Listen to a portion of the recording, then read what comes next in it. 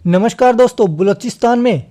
Balochistan liberation army ने बहुत बड़े लेवल पर हमले किए हैं, जिसमें पाकिस्तानी आर्मी के 102 से ज़्यादा सोल्जर्स मारे गए हैं।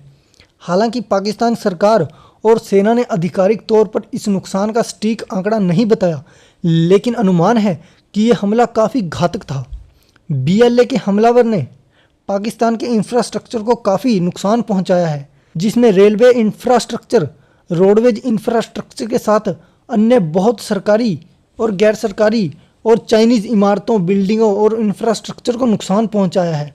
इस तरह के हमले चीन पाकिस्तान आर्थिक गलियारा यानी कि CPEC परियोजना पर भी गंभीर प्रभाव डाल रहे हैं, क्योंकि बलूचिस्तान में स्थित CPEC से जुड़े कई इंफ्रास्ट्रक्चर प्रोजेक्ट BLA के निशाने पर हैं। रेलवे इंफ्रास्ट्रक्चर और रोडवे इंफ्रास्ट्रक्चर को नुकसान पहुंचाने के साथ पाकिस्तान के साथ साथ चीन के लिए भी गंभीर समस्याएं पैदा कर दी हैं। CPEC के तहत बनने वाले इंफ्रास्ट्रक्चर प्रोजेक्ट में चीन ने भारी निवेश किया है और इन पर बार बार हमला होने से चीन की चिंताएं लगातार बढ़ती जा रही हैं। CPEC प्रोजेक्ट का महत्व इस बात से समझा जा सकता है कि ये कई छोटे छोटे देशों की GDP से भी बहुत महंगा है। चीन इस परियोजना को पूरा करने के लिए पाकिस्तान के जरिए एशिया और यूरोप तक अपनी पहुंच बनाना चाहता है, लेकिन बलूचिस्तान लिबरेशन आर्मी की गतिविधियों के चलते ये प्रोजेक्ट चीन के लिए सिरदर्द बनता जा रहा है। अब तक की बलूचिस्तान में चीनी नागरिकों पर कई बार हमले हो चुके हैं, जिससे चीन और वहां काम करने वाले इंजीनियरों के लिए सुरक्षा के सवाल खड़े होते रहते हैं। चीन के लिए ये परियोजना जितनी महत्वपूर्ण है उतनी ही चुनौतीपूर्ण भी है, क्योंकि BLA लगातार हमलों से इस इंफ्रास्ट्रक्चर को नुकसान पहुंचा रहा है।